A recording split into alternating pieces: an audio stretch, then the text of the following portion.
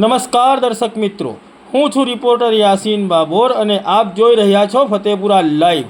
આજના મહત્વના સમાચારની વાત કરીએ તો MGVCLની ફતેપુરા પેટા વિભાગીય કચેરીનું ભગવાન સત્યનારાયણની કથા કરીને લોકાર્પણ કરવામાં આવ્યું। ધારાસભ્ય રમેશ કટારા સહિત વિવિધ અધિકારીઓ અને હોદ્દેદારો ઉપસ્થિત રહ્યા।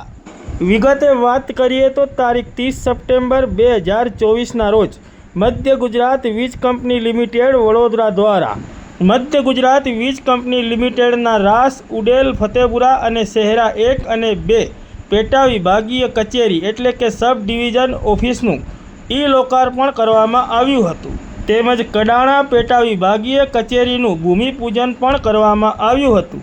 જે અનુસંધાને આજે તારીખ 3 ઓક્ટોબર 2024 અને ગુરુવારના રોજ ફતેપુરા તાલુકાના મુખ્ય મથક ફતેપુરા ખાતે MGVCL એટલે કે મધ્ય ગુજરાત વીજ કંપની લિમિટેડની ફતેપુરા પેટા વિભાગીય કચેરીનું ભગવાન સત્યનારાયણની કથા કરીને લોકાર્પણ કરવામાં આવ્યું હતું। આ પ્રસંગે ફતેપુરા વિધાનસભાના ધારાસભ્ય રમેશ કટારા તેમજ ફતેપુરા તાલુકાના મામલતદાર NS વસાવા તેમજ ફતેપુરા તાલુકા વિકાસ અધિકારી YM બારિયા તેમજ ફતેપુરા તાલુકા પંચાયતના પ્રમુખ ભરત પારગી તેમજ મધ્ય ગુજરાત વીજ કંપની લિમિટેડના ફતેપુરા પેટા વિભાગીય કચેરીના નાયબ ઇજનેર MK ચૌધરી તેમજ ફતેપુરા MGVCL કચેરીના જુનિયર એન્જિનિયર નિખિલ રાઠવા તેમજ ફતેપુરા MGVCL કચેરીના વિવિધ અધિકારીઓ અને મોટી સંખ્યામાં ફતેપુરા MGVCL કચેરીના કર્મચારીઓ ઉપસ્થિત રહ્યા હતા।